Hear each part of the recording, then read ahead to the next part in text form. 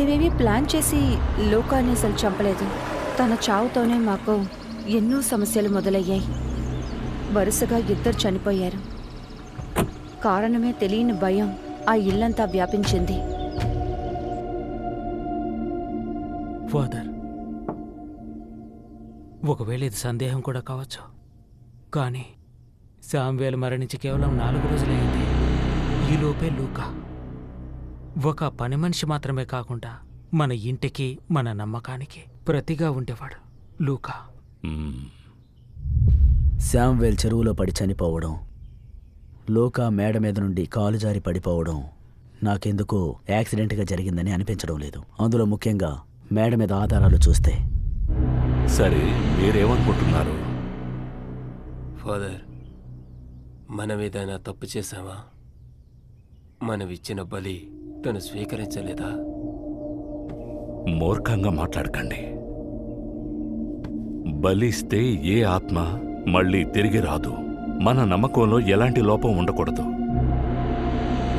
ఈ ఇంట్లో జరుగుతున్న అన్ని విషయాలు మనకి అదృష్టం లేకపోవడం వల్ల జరుగుతూ ఉండొచ్చు. లేదంటే ఎవరైనా ఈ ఇంటిని ధ్వంసం చెయ్యాలని ఒక దురాశతో చేస్తూ ఉండొచ్చు.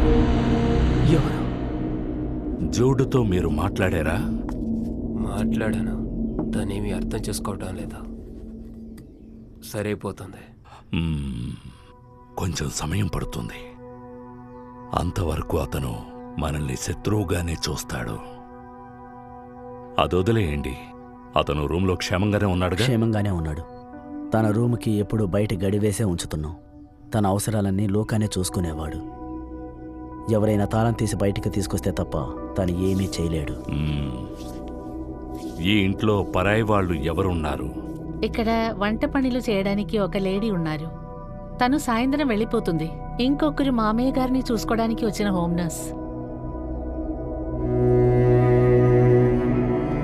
వాళ్ళెవరికైనా జూడ్ ఈ ఇంట్లో ఉన్నాడని తెలుసా? ఛాన్సే లేదు. ఎవరూ అసలు పైకే వెళ్ళలేదు.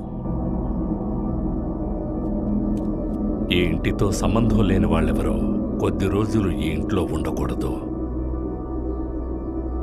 వెంటనే ఒక ప్రార్థనకి డేట్ నిర్ణయించండి.